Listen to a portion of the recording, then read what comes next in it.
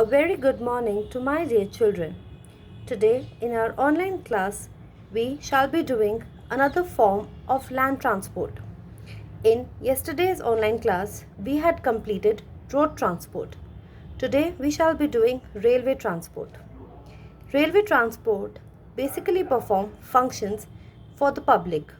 That means it creates utility for the public. They create utility for the public as they are owned and protected by the government. Government also give special grants and privileges to railway transport, for example, acquiring land, constructing railway lines, etc. Thus, railway transport enjoys monopoly. Advantages of railway transport. First, larger capacity.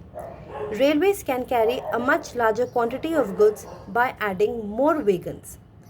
Thus, it is basically suitable for carrying bulky and heavy goods. Second is dependable. Railway transport are considered more reliable as they follow fixed route, have regular time schedule and are available throughout the year. Railway transport are also considered safe as goods are protected from sun, rain, snow, etc.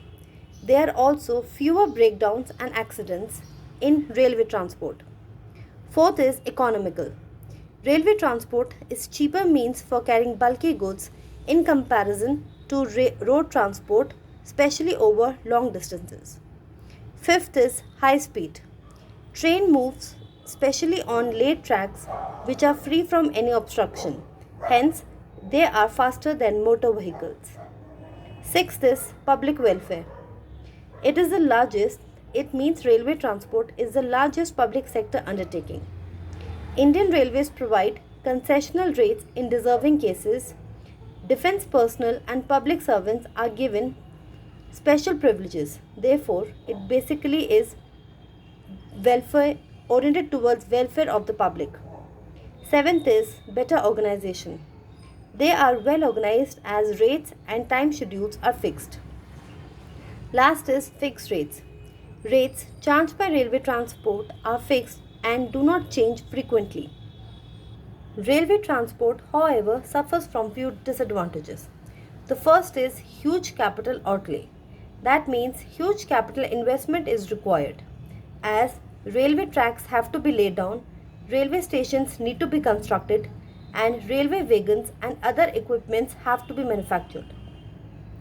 Railway transport is also inflexible as fixed route and time schedules have to be followed. Goods have to be brought to and carried from the railway station, and railway transport does not provide any door-to-door services.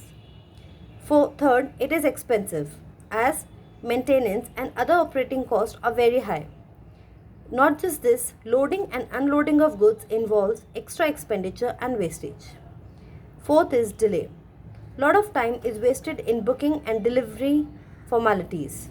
Fifth disadvantage is damage. There is delay and pilferage in sending goods by railway.